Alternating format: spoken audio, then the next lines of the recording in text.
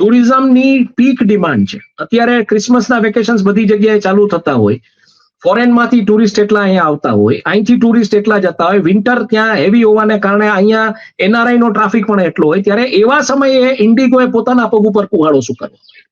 તો એની વાત ત્યાં એવી આવે છે કે 2 પ્રકારની ટ્રેનિંગ જે પાયલટ્સે લેવી પડે છે. કમર્શિયલ પાયલટ લાયસન્સ, હવે બીજું એક આવ્યું છે મલ્ટીક્રૂ પાયલટ લાયસન્સ, MPL.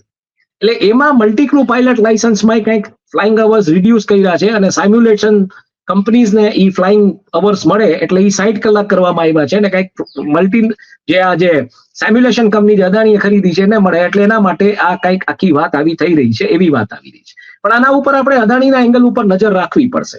બીજું કે ઇન્ડિગોનો સ્ટોક છે એ 7% તૂટ્યો છે. જયારે સ્ટોક 7% તૂટ્યો છે તો એમાં કોક બાય કરશે. ઇન્ડિગોનું પોતાનું ડેટ સ્ટ્રક્ચર છે, કારણ કે એને ફ્લાઇટ્સ ને બધું લીઝ કરવું પડે છે, એટલે એ રીતના એને ડેટ લેવું પડે અને લીઝ કરવું પડે.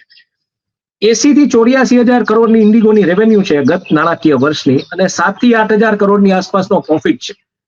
એટલે 10% જેવો પ્રોફિટ તમે એમાં કહી શકો રેવન્યુના કમ્પેરિઝનમાં. તો આ બધી પરિસ્થિતિ જોતા જે પરિસ્થિતિઓ અત્યારે સર્જાણી છે, ઇન્ડિગોએ પોતાના પગ ઉપર કુવાડો શું કરવા માંડ્યો, એવી વાત આવી રહી છે કે આમાં સુપ્રીમ કોર્ટ ઇન્ટરવેન કરી શકે. એટલે સુપ્રીમ કોર્ટ ઇન્ટરવેન કરે છે કે નહીં જોવાનું રહેશે.